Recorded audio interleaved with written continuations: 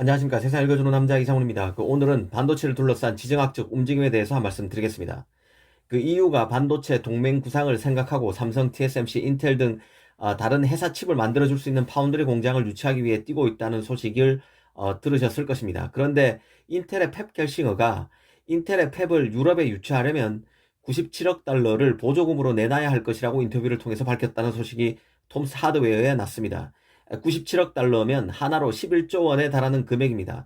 삼성이 연간 파운드리 설비 투자에 쓰는 돈이 하나로 10조 원 안팎입니다. 생산 라인 한 개를 건설하는데 오롯이 들어가는 투자 규모가 비슷한데요. 이걸 유럽에 보조금으로 달라고 했다는 얘기입니다. 요즘 펩 겔싱어를 보면 이 사람이 정말 기술통이었던가 하는 생각이 듭니다. 흡사 투자 전문 회사의 딜 전문가 같은데요. 이 파운드리 몸값이 뜰 때 파운드리 진출 선언을 하고 자국 정부에도 보조금을 타내고 유럽에도 펩 건설을 빌미로 보조금을 왕창 뜯어내려는 것 같습니다.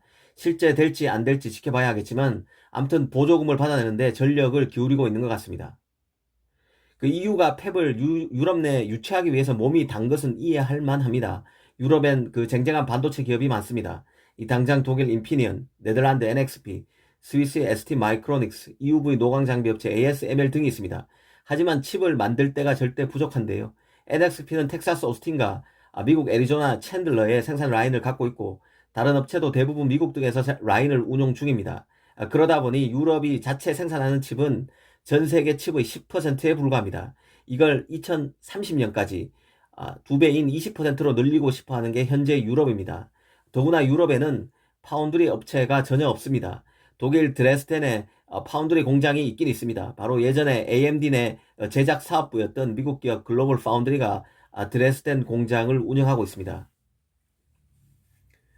사정이 이렇다 보니 인텔이 머리를 쓰는 것 같은데요. 인텔은 이미 아일랜드에 공장이 있습니다. 1980년대부터 운영해온 고부가가치 칩을 만드는 팹입니다. 당연히 현재 아일랜드 생산 라인은 파운드리가 아닙니다. 인텔 칩만을 만드는 공장인데요. 지금 EUV를 활용한 7나노 라인을 건설하기 위해 아일랜드 공장을 증설 중이기도 합니다. 이런 상황에서 겔싱어가 유럽을 돌면서 인텔 파운드리 몸값 띄우기에 나서는 모양입니다.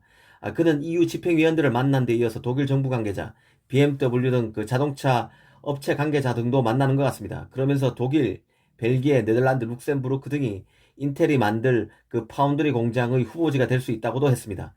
인텔로서는 삼성 TSMC가 유럽에 라인을 만들 가능성이 없다고 보고 유럽이 보기에는 대담한 혹은 황당한 제안을 하고 있다는 게 개인적인 생각입니다. 유럽 입장에서는 받아들이기 어렵다는 뜻인데요. 이 삼성이나 TSMC나 유럽 공장은 매력이 없습니다. 팹이 있다고 바로 칩이 만들어지는 게 아닙니다. 웨이퍼에서 칩을 커팅해서 패키징을 하고 테스트까지 하는 후공정 작업을 해줘야 합니다. 팹과 동시에 후공정 업체가 같이 있어야 하는데요. 대만이 그래서 반도체 공장을 짓기에 가장 좋은 환경입니다. 한국도 유럽보다는 한결 낫습니다. 유럽에 공장을 지으면 비싼 인건비는 물론이고 공장이 아시아, 유럽, 미국 등으로 분산돼 경영 효율성도 크게 떨어집니다. 사람 구하는 것도 어렵습니다. 사람 좋은 사람도 훨씬 적죠. 특히 유럽 업체는 차량용 반도체를 원합니다.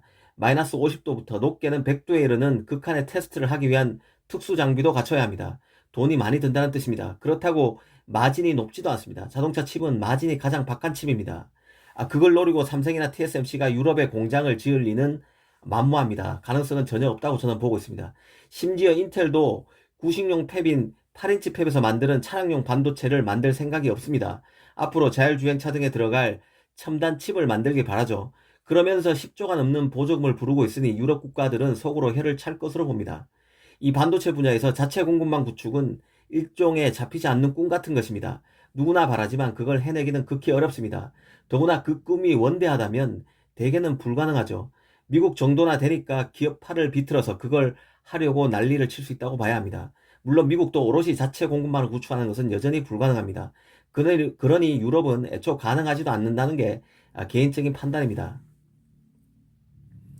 인텔과 관련해서는 최근 눈에 띄는 기사가 많았습니다. 분기 실적과 연관해서는 데이터 센터에서 인텔이 부진했고 반면 경쟁자인 AMD는 286% 전년 대비 성장했습니다. 그런데 애플 M1 칩 성장과 관련해서도 인텔의 불안감을 가중시킬 뉴스가 계속 나오고 있습니다.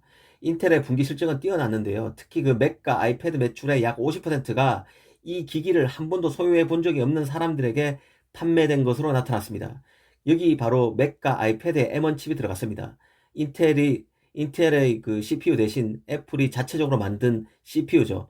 이 M1이 기존 애플 제품을 쓰지 않았던 일반인들에게 어필하고 있다는 뜻입니다. 뛰어난 M1 성능과 전력 효율에 소비자가 반응하고 있다는 뜻입니다. 인텔로서는 일반 소비자 시장에서 AMD를 맡기도 버거운 판에 애플이 ARM 계열 CPU로 자신의 아성을 본격적으로 허물기 시작하는 상황으로 볼 수 있습니다. 혹여 다른 메이저 노트북 업체들이 이 퀄컴 등에서 만든 ARM 계열 CPU를 탑재하기로 하는 순간 인텔의 추락은 걷잡을 수 없이 커질 수 있습니다. 물론 이게 쉽게 될 수 있는 일은 아닙니다. 인텔 CPU를 바꾸기 위해서는 많은 기회비용과 리스크를 감당할 각오가 있어야 합니다. 아무튼 인텔 사업 전반이 흔들리고 있는 상황이라는 점은 확실한 것 같습니다. 그래서 갤싱어가 그렇게 유럽을 돌며 보조금 타령을 하는 건지 모르겠습니다. 공장을 짓는데 돈을 아껴서 그 돈으로 무언가를 해보겠다는 생각도 하고 있을 것 같습니다.